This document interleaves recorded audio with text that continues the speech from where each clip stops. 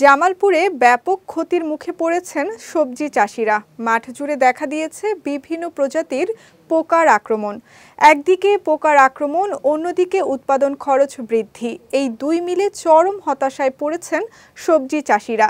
এদিকে পোকার আক্রমণ ঠেকাতে জমিতে কীটনাশক ব্যবহারের পরামর্শ দিয়েছে জেলা কৃষি বিভাগ।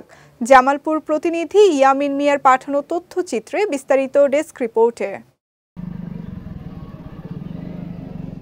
জামালপুরের ৭ উপজেলার বিভিন্ন চরাঞ্চলে চলতি বছর শীতকালীন আগাম বেগুন ও শশাসহ নানা প্রজাতির সবজি চাষ হয়েছে।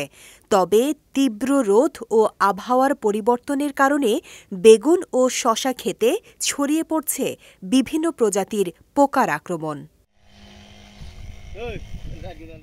কৃষকদের অভিযোগ, স্থানীয় কৃষি বিভাগের পরামর্শ না পেয়ে বাধ্য হয়ে তাদের অদক্ষ কীটনাশক ব্যবসায়ীদের কাছে যেতে হচ্ছে।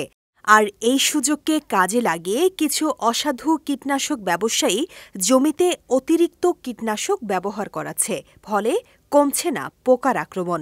একদিকে পোকার আক্রমণ, অন্যদিকে উৎপাদন খরচ বৃদ্ধি, দুয়ে মিলে চরম বিপাকে পড়েছেন চরাঞ্চলের এসব সবজি চাষিরা।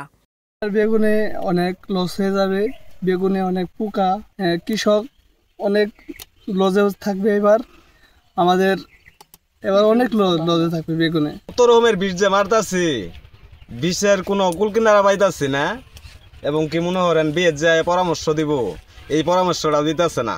খরচ উঠি বেশি লাগে, তো বেগুন তো ধরে না, আর বেগুন নাই, তো পোকা মাকড়ে নষ্ট হয়ে হেলাইছে, বৃষ্টি নষ্ট হচ্ছে।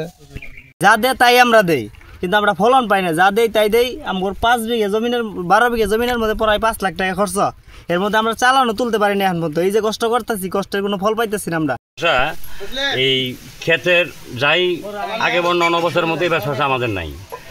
এবার পোকারও একটু বেশি, ক্ষেতের ফলন কম, যার ফলে এই বাজারও কম। আমাদের গৃহস্থের ভিতরে এবার শশা পয়সা তেমন একটা জয়লাভ করতে পারলাম না, পুরোটাই বেশিরভাগই লস।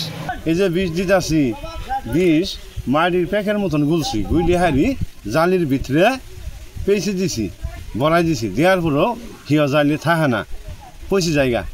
যে কোনো কোম্পানির বিষ আমরা দিছি, দিলে কি কাম হয় নাই, কিন্তু কোনো বিষ খেতে আসে নাই।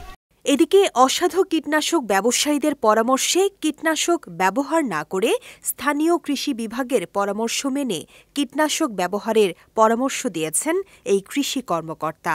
প্রতি বছরের নাই, এই বছরও শীতকালীন সবজিতে বেশ কিছু রোগ এবং পোকামাকড়ের প্রাদুর্ভাব দেখা যাচ্ছে। কৃষকদেরকে আমরা নিয়মিত পরামর্শ দিয়ে যাচ্ছি। আমাদের কৃষক ভাই বোনদের একটাই পরামর্শ থাকবে যে রোগ হোক, পোকা হোক, যে কোনো সমস্যা হোক, আমাদের ব্লক পর্যায়ে উপসহকারী কৃষি অফিসার আছেন, উপজেলা এবং জেলা পর্যায়ের কর্মকর্তাদের সাথে প্রয়োজনীয় পরামর্শ করে এবং সঠিক মাত্রায় সঠিক রোগ এবং পোকার জন্য সঠিক ওষুধটাকে প্রয়োগ করার জন্য।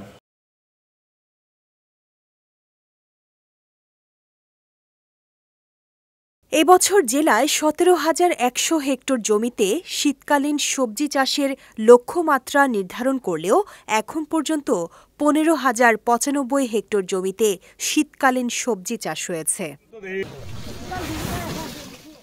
বিজয় টিভি নিউজ ডেস্ক।